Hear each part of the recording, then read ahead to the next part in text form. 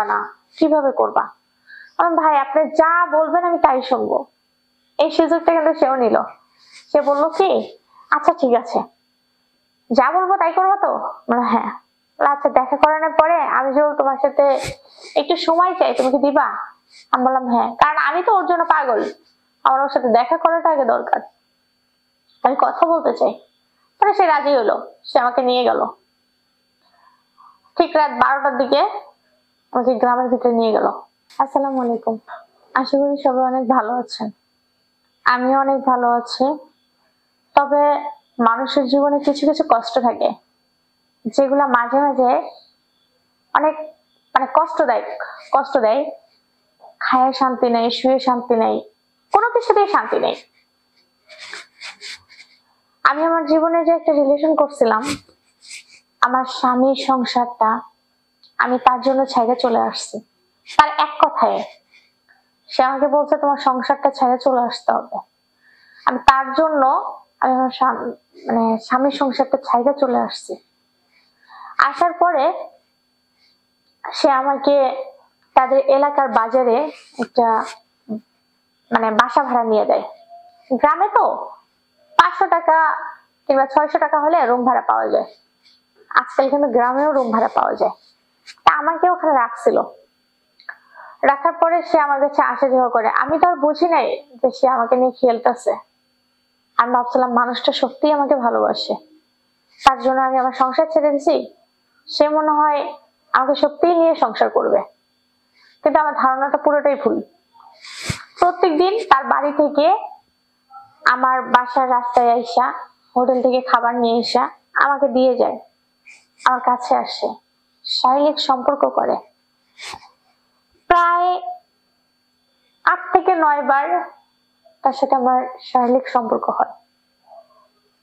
হওয়ার পরে হঠাৎ করে একদিন সে আমাকে বলে যে তুমি থাকো, আমি বাড়ি যাচ্ছি।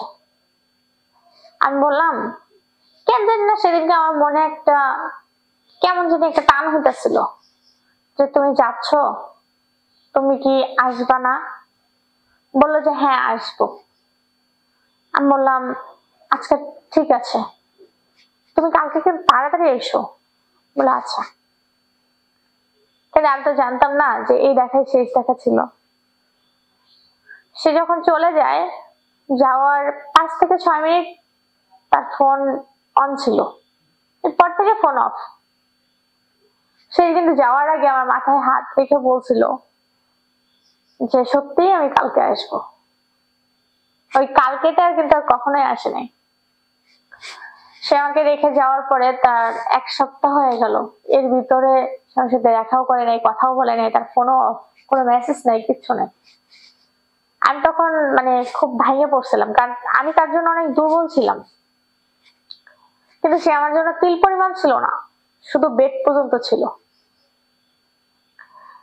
তো একদিন হঠাৎ আমি তাদের বাড়িতে যাই। যাওয়ার পরে দেখি তার বাবার সাথে জমিতে কাজ করতেছে। আমি আর কিছু বলি নাই, আমি শুধু বললাম ভাই আপনি ভালো আছেন? সে একটু আমতা আমতা করে বললো যে হ্যাঁ ভালো আছি। আর চলে আসলাম। আসার পর নিজের মনে বুঝাইলাম যে যে যাওয়ার সে তো যাবেই, সে তো আমার জীবনে থাকতে চায় না। কিন্তু কে কাকে বুঝায়, আমার মনের দাম মানাইতে পারতেছি না। আবারও হঠাৎ করে তার নাম্বারটা আমি খোলা পেলাম। খোলা পাওয়ার পরে তার নাম্বারে কল দিছি, দেওয়ার পরে তার একটা বোন ধরছে, ধরে বলতেছে কি যে তুমি কেন ফোন দিছো, তুমি ওকে আর ফোন দিও না। আমি বললাম আপনি কে? বলে আমি ওর জ্যাঠাতো বোন।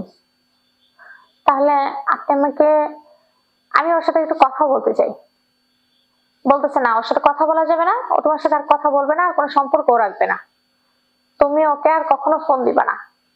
আমার মাথায় আগে ভেঙে বললো যে আমি কার জন্য এত কিছু করলাম, কার জন্য আমি সংসার চালাম, কার জন্য আমি সবকিছু হারায় ফেলাইলাম। এখন আমি কোথায় যাব, কি করব? কোনো উপায় নাই, কোনো রাস্তা নেই আমার। আর আমি কোথাও যাইতেও পারতেছি না। আমার শুধু মাথায় ওই ছেলেটা ছাড়া আর কোনো কিচ্ছু নাই। আমি পুরো পাগল হয়ে গেছি। এক পর্যায়ে আমি অসুস্থ হয়ে পড়ি। আমি আমাদের এলাকার যে একজন মানে আমাদের পরিচিতই, পাড়া প্রতিবেশী যেত তো ভাই আর কি। ওনাকে আমি বলি যে ভাইয়া আমি ওর সাথে দেখা করতে চাই একটাবার। সে আমাকে বলে যে দেখা তো করতে পারবা না, কিভাবে করবা? আমি ভাই আপনি যা বলবেন আমি তাই শুনবো। এই সুযোগটা কিন্তু সেও নিল।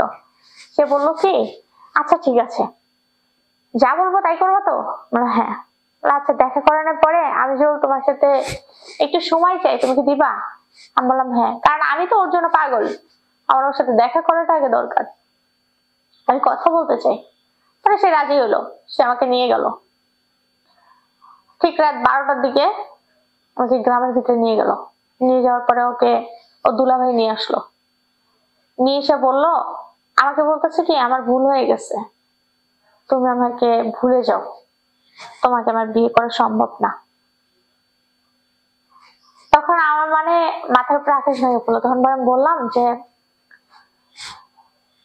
আমাকে, আমি কি অন্যায় করছি আমি জানি না, কিন্তু আমাকে যে কাজটা তুমি করছো তুমি ঠিক করো নাই, কিন্তু আমি তো তোমাকে ভুলতে পারছি না। তো সে আমাকে বললো কি ভুলে যেতে হবে। সে বলে চলে গেল। তার দুলাভাই আমার সামনে একটা চড় মেরে বললো কি একটা মেয়ের জীবন নষ্ট করলি। আচ্ছা একটা চড় মারলে কি একটা মেয়ের জীবন শেষ হয়ে গেল? তো যাক, কথা হইতেছে আমার সংসারও গেল, আমার লাইফ যে পার্টনার, যাকে আমি আমার জীবনে পছন্দ করছিলাম কিংবা যাকে নিয়ে আমি স্বপ্ন পাচ্ছিলাম, সেও চলে গেল। আমার জীবনে কিছু নাই। আমি সবকিছু ছেড়ে তখন একটা মানে ঘর ছাড়া একটা পাখি হয়ে গেলাম, উড়ে বেড়াইতে থাকলাম। আর এইভাবেই আজকে আমি ঢাকা শহরে। যদি আমাকে আমার এই কথাগুলো শোনার পরে যদি কারো যদি ভালো লাগে, তাহলে অবশ্যই এই ভিডিওর নিচে শেয়ার অপশন আছে, ক্লিক করে হোয়াটসঅ্যাপ ইমো নাম্বার আছে, আমার সাথে কথা বলতে পারবেন।